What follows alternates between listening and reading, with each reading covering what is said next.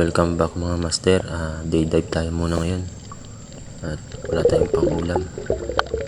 Yun, meron ako nakita ditong isang loko kung tawagin sa amin.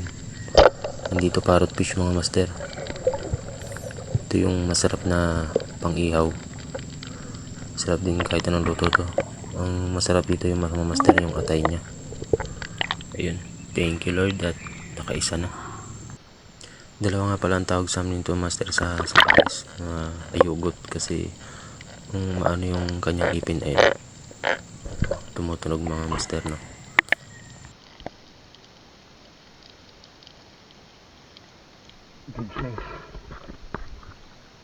Good size ito mga master.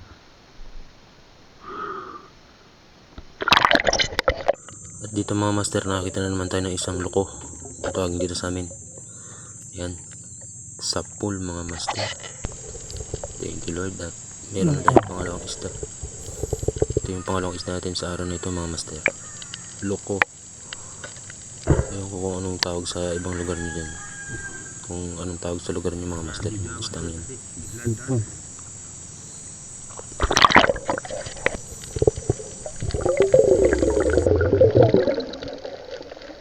At dito mga master, meron ako nakitang isang sweet lips. Ayan, nagsandusting tayo, baka sakali lumapit. At ayun master, lumapit. Pasensya na at di kita sa camera. Anong nangyari? Ayun, tinamaan siya mga master, kaso ayun, nakatanggal. Sayang.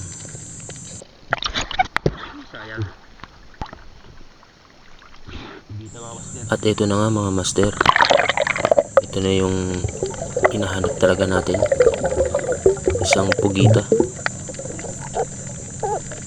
Malaki-laki rin to mga master. Ito nga pala pinagkukuha ko na ito, ipabutas ko mga master, at masipag magkalaman to. Tuwing tinitingnan ko to, laging may laman. Ayan. At nahirapan nga pala ako dito mga master. Maabot din ako ng kalahating oras bago nakuha. Dahil wala akong dalang ganso. Ayan, tinatanggalan ko ng bato para mabilis siyang lalabas. Nahirapan talaga ako dito mga master.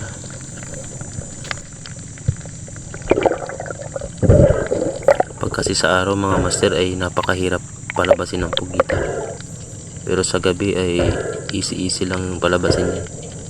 Konting kiliti lang yan at lalabas na yan. Pero pag sa araw mahirap silang palabasin yan, lalo kung may itlog sila sa butas.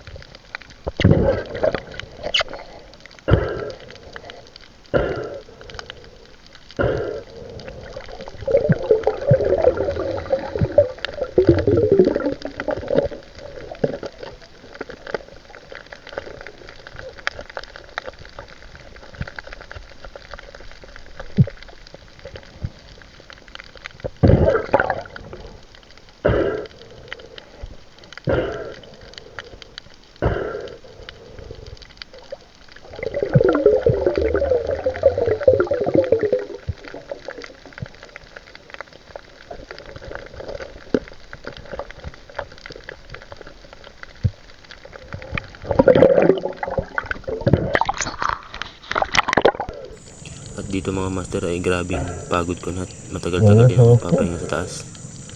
Ayan, mayroon 3 metro din ang lalim, may 5 metro din ang lalim yan mga master. Medyo hinihingal na ako dyan. Kaya pala mga master na ay hindi siya, ayaw niyang lalabas kasi medyo mahina na siya dahil gawa ng sobrang tagal na nga siyang tinutusok-tusok.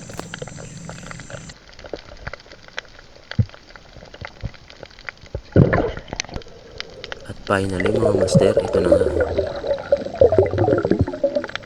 makukuha ko na siya. Kaya pala ayaw niya lumabas mga master ay ayan, medyo patay na yung kalahating katawan niya. Okay lang rin ito mga master. Tumimbang to ng 2 kilo at kalahati. Ayun, thank you Lord at meron na tayong pambenta. Ayun, thank you Lord. Sa mga bago nga palang napadaan sa YouTube channel ko mga master, huwag niyo kalimutan mag-subscribe pakihit nyo rin yung notification bell para lagi po kayo updated sa mga panibagong videos na aking i-upload katulad po nito. Maraming pong salamat. Shoutout po sa inyo lahat. Ingat po kayo lahat.